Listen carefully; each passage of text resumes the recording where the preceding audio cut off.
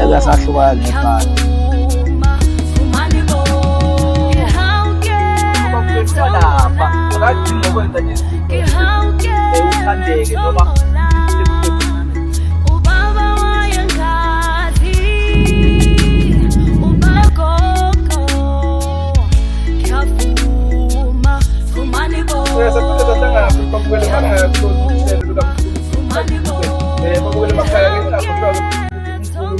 usatholakala zona iy'ndawo zakhe lezo ezidlangothi zamagumbi akhona la eSouth Africa khona laphana ababukeli uyatholakala umuntu uDr Dube khona ngazo zonke iy'khathi kuyona i-branch yakhe le lapha eGoli. Ukhona umuntu futhi atholakala khona okhona lapha kwi-branch yakhe nakhona lapha eKapa Lodube babukele emakhaya umkhulu uyatholakala futhi kwi-branch yakhe kutholakala yonke into oyidingayo umkhulu ungakwazi ukuthi ugijime uye khona uphinde uyi-order khona.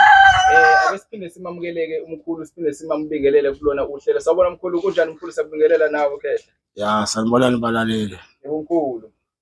Siyaphila njani nina? Hayi kuyaphileka mkhulu.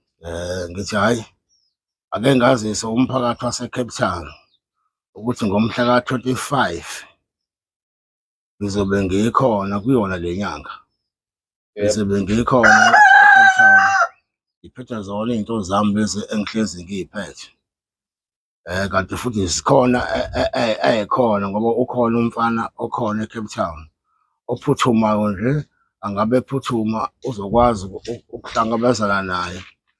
Mina ngoze ngibingelele-ke babukeli emakhaya. Sayenalo umthobisi umfana wekhehla eCryfontein eCape Town ngamakoti erenki. Ngisakhona ikhehla esangishiyile, imbiza isakhona. Imbiza ikhona, ikhombo ikhona, siyakhotha siyaphuza. Ya isakhona yochatha, umseshi ukhona. Ikhona amadoda nizama ukusondela, zinsizwa nisondele sizohlebana. Sisabageza njalo abantu usenzeka nje konke. So ngikhona amakoti sakhona eCryfontein ngamakoti erenki. Yena umfana wekhehla nizama ukuthi ningifonele. Inamba yami it's 069 979 0392. Ngiphinde 069 979 0392. eCape Town, Cryfontein, kamakoti. Ingakhohlwa sakhona izinto. Ngomhla 25 kuyona le nyanga. Yebo.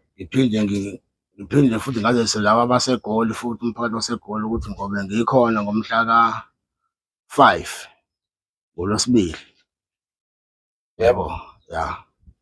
Ningi into engiyiphathayo. Njengamanje nje ngizoniphathele engenduku. Ngoba phela abantu baxakekile, baxakeka abantu. Nemali azikho kodwa baxaka isilwane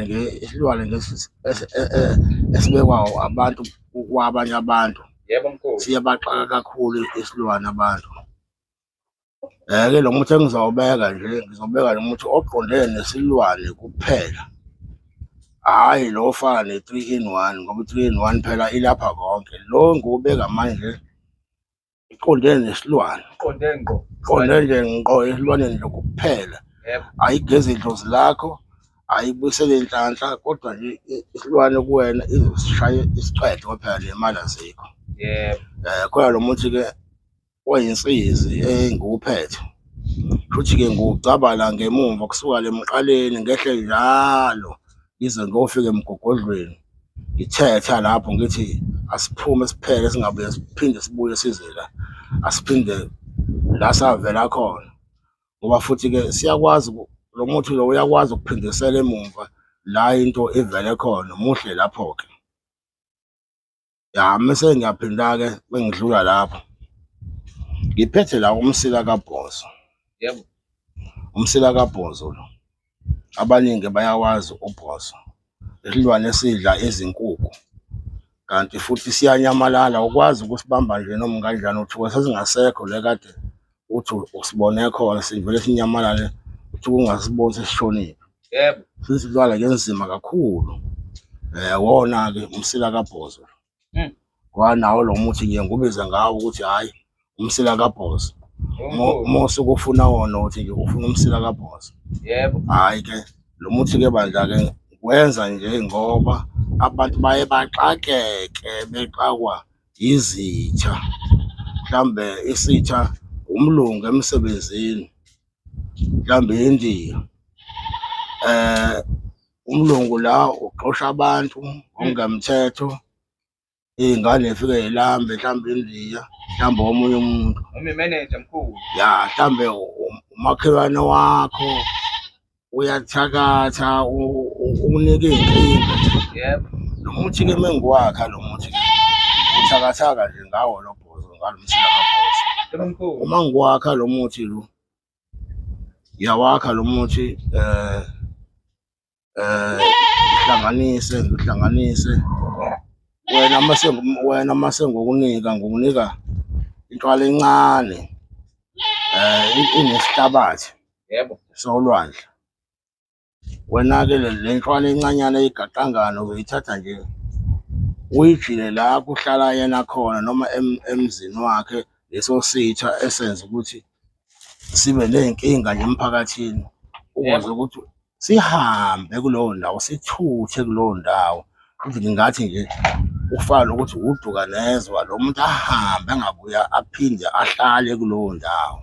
Yebo mkhulu. Imshaya ahambe angaphinde ahlale, ngisho wabe ubhekhu sefemini uyaphuma uyahamba kuleyo femi.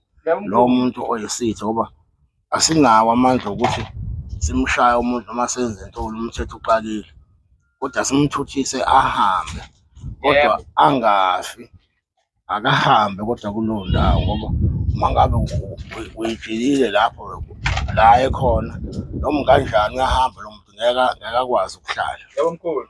Ya, injalo-ke indaba.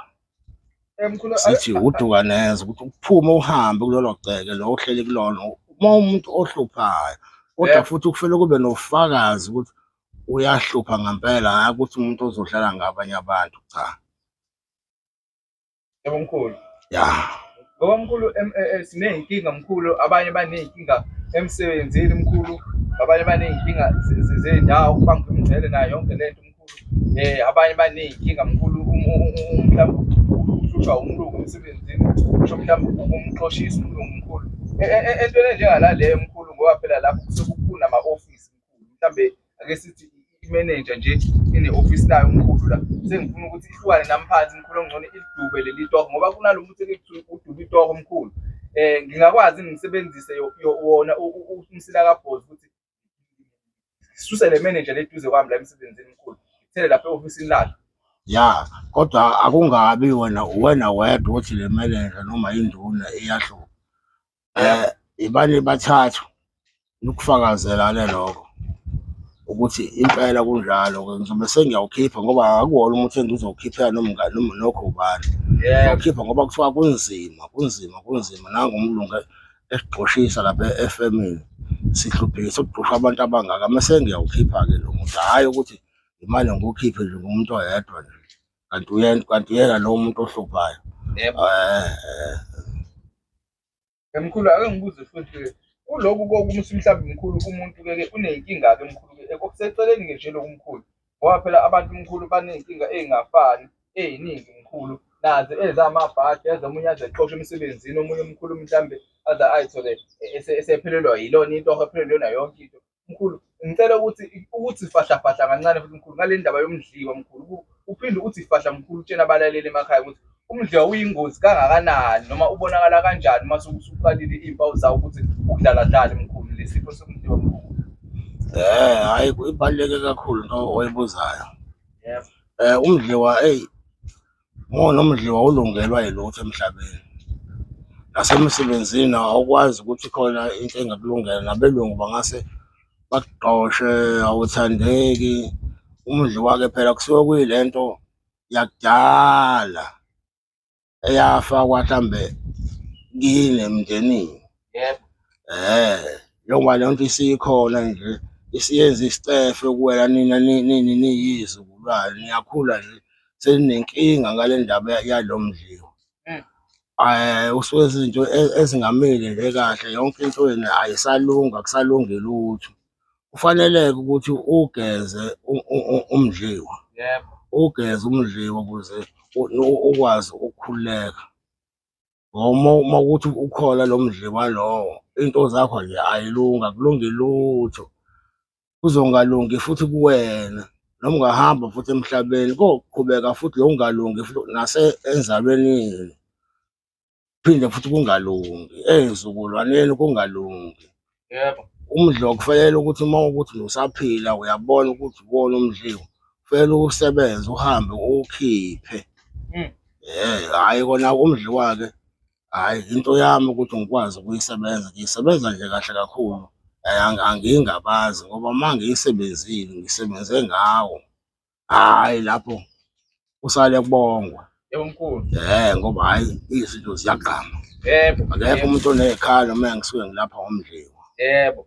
Njalo-ke. Mkhulu futhi bengicela ukuthi uphinde ugqamisele ababukeli emakhaya ngokuthi uma ugeziwe ngoba mkhulu kuyenzeka phela abanye bageze mkhulu bagcine mhlambe bengatshenekanga ukuthi mkhulu yini ekumele bayiqaphele uma bekade bephuma kumkhulu Dr. Dube mhlambe ogeza nge-3-in-1 noma begeza mkhulu ngentelezi yakho le mkhulu yokuthi ugeza abantu abadala mkhulu.